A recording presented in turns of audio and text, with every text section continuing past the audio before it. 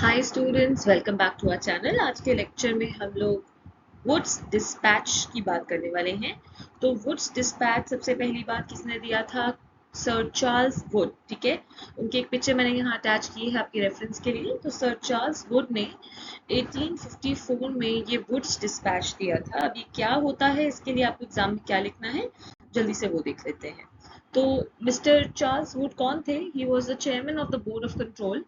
ठीक है, इसीलिए जो इनकी डिक्लेरेशन थी उसको हम वुड्स एजुकेशनल डिस्पैच के नाम से भी जानते हैं। ठीक है, अब इसको ही जो हमारा वुड्स डिस्पैच है, इसी को हम Magna carta of English education in India कहते हैं। ठीक है, देखो ये टर्म आप लोग लिखोगे एग्जाम में, Magna carta of English education in India. क्यों बोलते हैं? क्योंकि ये एक ऐसा पहला डॉक्यूमेंट था पूरी इंडिया की हिस्ट्री में जिसने इंडिया के अंदर जो इंग्लिश की एजुकेशन थी उसके बारे में बात की।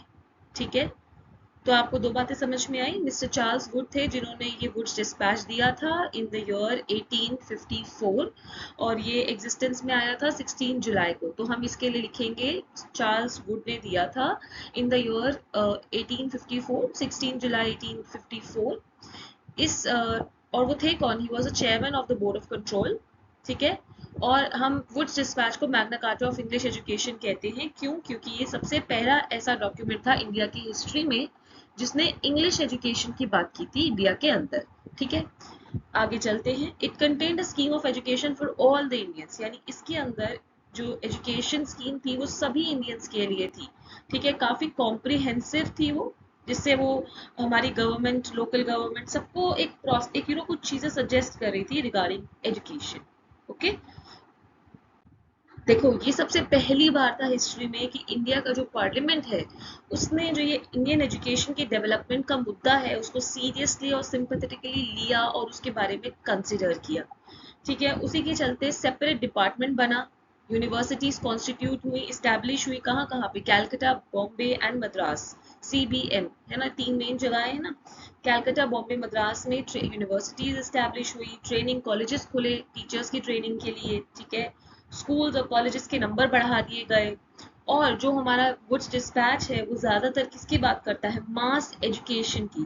क्योंकि उसका मानना है कि मास एजुकेशन यानी जब बहुत ज्यादा बड़े तादाद पे लोगों की एजुकेशन कराई जाएगी तो ही नेशन जो है वो अच्छे से आगे बढ़ पाएगा। ठीक है, देन ग्रांट इन एड्स दिए गए, यानी कि कुछ मतलब मदद के लिए कुछ एड्स दिए गए, कुछ ग्रांट्स दिए गए प्राइवेट इंस्टीट्यूशंस को भी।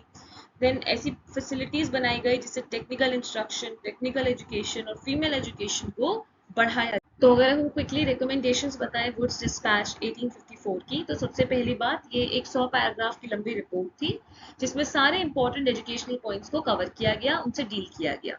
ठीक है, और इसके चलते, क्योंकि इसको हम Magna carta of English education भी बोलते हैं, तो इसके चलते क्या था, पहली बार ब्रिटिश सरकार ने ये रियलाइज कर लिया कि जो एजुकेशन की रिस्पॉन्सिबिलिटी है इंडियन की एजुकेशन की, वो ब्रिटिश सरकार की रिस्पॉन्सिबिलिटी है।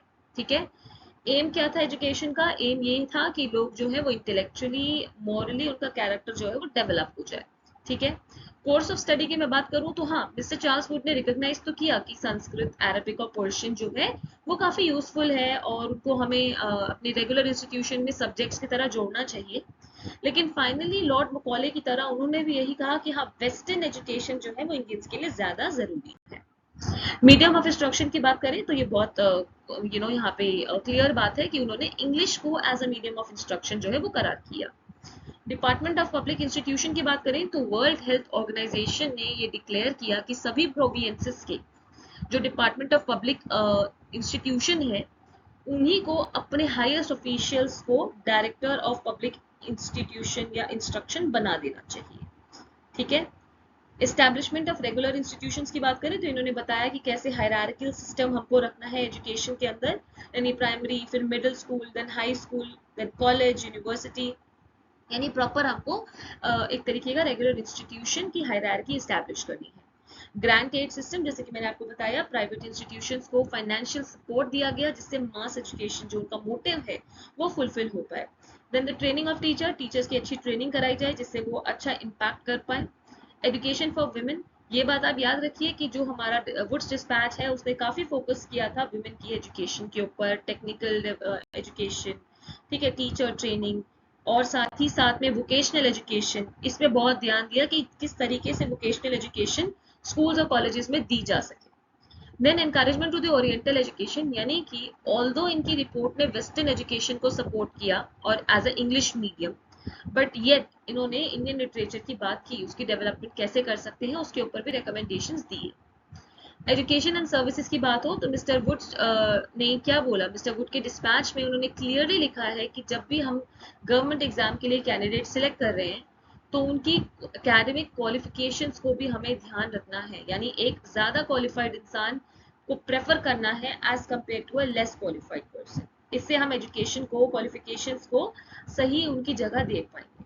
ठीक है, so that is all for this lecture. अगर मैं आपको एक शॉर्ट में क्विक ब्रीफ दे दूं तो देखो, वुड्स डिस्पैच 16 जुलाई 1854 में इस्टेब्लिश हुआ था, या फिर उसमें जारी किया गया था। सर चार्ल्स वुड ने ये डिस्पैच दिया था, जो कि chairman of board of control थे।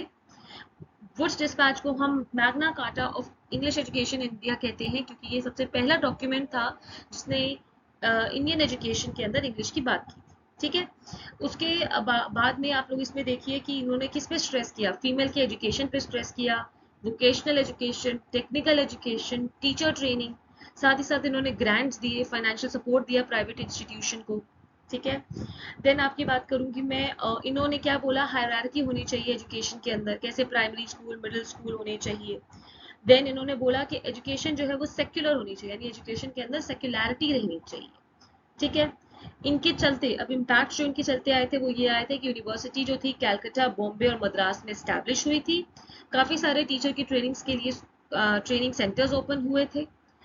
देन फाइनेंशियल एड, जैसे मैंने आपको बताया, वो मिला था वुड्स डिस्पैच के बाद ही। एंड काफ़ी एग्रीकल्चर कॉलेज, इंजीनियरिंग कॉलेज, ये जो कॉलेजेस थे वो ओपन हुए थे। तो यही है हमारे वुड्स डिस्पैच के अंदर, आपके एग्जाम में आता है, तो आप ये सब पॉइंट्स कवर करके लिख दो and you will be all good to write your exam. ठीक है, so thank you for watching and keep learning.